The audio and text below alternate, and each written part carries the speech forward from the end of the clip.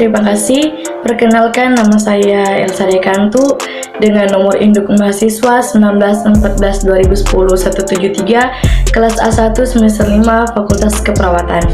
Pada saat ini saya akan membuat tugas yang tentang Atresia Ani pada mata kuliah Keperawatan Anak 2 dengan dosen mata kuliah Nurse Julita Legi Eskep MKep.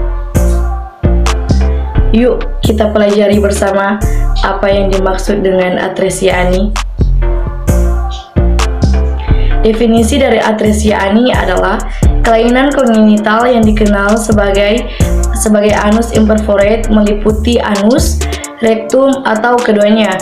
Menurut Beth Edet 3 tahun 2002, atresia ini atau anus imperforate adalah tidak terjadinya perforasi membran yang memisahkan bagian endoderm mengakibatkan pembentukan lubang anus yang tidak sempurna. Anus tampak rata atau sedikit cekung ke dalam atau kadang berbentuk anus namun tidak berhubungan langsung dengan rektum. Sumber Purwanto 2010 RSCM. Atresia Ani merupakan kelainan bawaan atau kongenital tidak adanya lubang atau saluran anus menurut Donna L. Wong 520 tahun 2003. Etiologi dari Atresia Ani dapat disebabkan oleh beberapa faktor, antara lain 1. Putusnya saluran pencernaan dari atas dengan daerah dubur sehingga bayi lahir tanpa lubang dubur. 2. Kegagalan pertumbuhan saat bayi dalam kandungan berusia 12 minggu atau 3 bulan. 3. Adanya gangguan atau berhentinya perkembangan embriologik di daerah usus, rektum bagian distal serta traktus uregenitalis yang terjadi antara minggu ke-4 sampai ke-6 usia kehamilan. 4. Berkaitan dengan sindrom Down atau kondisi yang menyebabkan sekumpulan gejala mental dan fisik khas ini disebabkan oleh kelainan gen di mana terdapat ekstrasalinan kromosom 21. 5. Atresia Ani adalah suatu kelainan bawaan. Patofisiologi Atresia Ani terjadi akibat kegagalan penurunan septum anorektal pada kehidupan embrional. Anus dan rektum berkembang dari embrionik bagian belakang. Ujung ekor dari bagian belakang berkembang menjadi kloaka yang merupakan bakal gen itourinaria dan struktur anorektal. Terjadi stenosis anal karena adanya penyempitan pada kanan anorektal. Terjadi Atresia Ani karena tidak ada kelengkapan migrasi dan perkembangan struktur kolon antara 7 dan 10 minggu dalam perkembangan fetal. Manifestasi klinis diakibatkan adanya obstruksi dan adanya fistula. Obstruksi ini mengakibatkan distensi abdomen, sekuestrasi cairan, muntah dengan segala akibatnya. Apabila urin mengalir melalui fistel menuju rektum, maka urin akan diabsorpsi sehingga terjadi asidosis, hiperkloremia.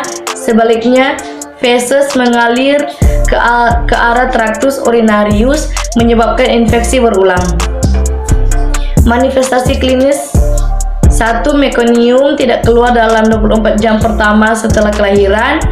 2. Tidak dapat dilakukan pengukuran suhu rektal pada bayi. 3. Mekonium keluar melalui sebuah fistula atau anus yang salah letaknya. 4. Distensi bertahap dan adanya tanda-tanda obstruksi usus bila tidak ada fistula. 5. Bayi muntah-muntah pada umur 24-48 jam. 6. Pemeriksaan rektal touch terdapat adanya membran anal. 7. Perut kembung menurut Beth Edet 7 tahun 2002. Pemeriksaan penunjang. Untuk memperkuat diagnosis sering diperlukan pemeriksaan penunjang sebagai berikut. 1. Pemeriksaan rektal digital dan visual adalah pemeriksaan diagnostik yang umum dilakukan pada gangguan ini. 2. Jika ada fistula, urin dapat diperiksa untuk memeriksa adanya sel-sel epitel mekonium, pemeriksaan sinyal X lateral, infeksi atau teknik Wangenstein-Reis dapat menunjukkan adanya kumpulan udara dalam ujung rektum yang buntu pada mekonium yang mencegah udara sampai ke ujung kantong rektal. 4. Ultrasound dapat digunakan untuk menentukan letak rektal kantong.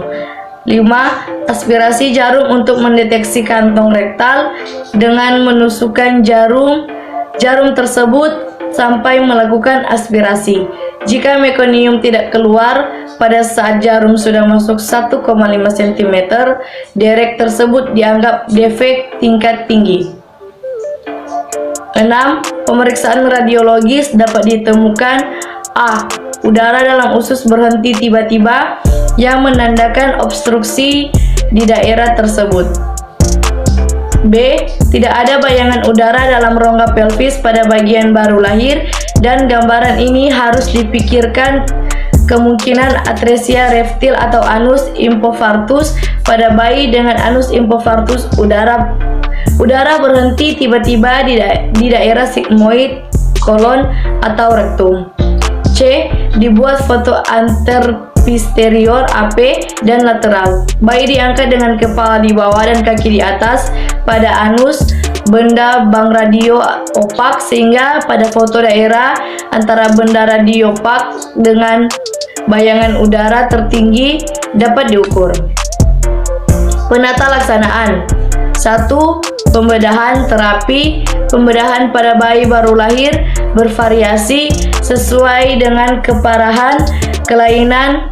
Semakin tinggi gangguan, semakin rumit prosedur pengobatannya. Untuk kelainan dilakukan kolostomi beberapa hari setelah lahir. Kemudian anoplasti perineal, yaitu dibuat anus permanen atau prosedur penarikan perineum abnormal, dilakukan pada bayi berusia 12 bulan. Pembedahan ini dilakukan pada usia 12 bulan, dimaksudkan untuk memberi waktu pada pelvis untuk membesar dan pada otot-otot untuk berkembang. Tindakan ini juga memungkinkan bayi untuk menambah berat badan dan bertambah baik status nutrisinya. Gangguan ringan di atas dengan menarik kantong rektal melalui afinkter sampai lubang pada kulit anal fistula. Bila ada harus tutup kelainan membranosa, hanya memerlukan tindakan pembedahan yang minimal membran tersebut dilubangi dengan hemostratoscalpel. 2. Pengobatan. A. Aksisi membran anal atau membuat anus buatan. B. Fiktusi, yaitu dengan melakukan kolostomi sementara dan setelah 3 bulan dilakukan korksi sekaligus atau pembuat anus permanen. Menurut staf pengajar FKUI 205. Terima kasih.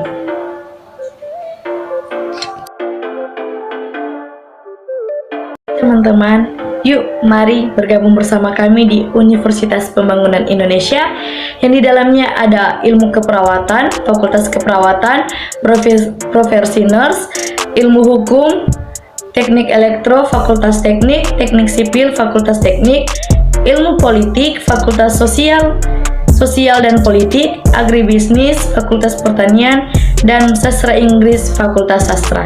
Yuk bergabung bersama kami di Universitas Pembangunan Indonesia di Manado.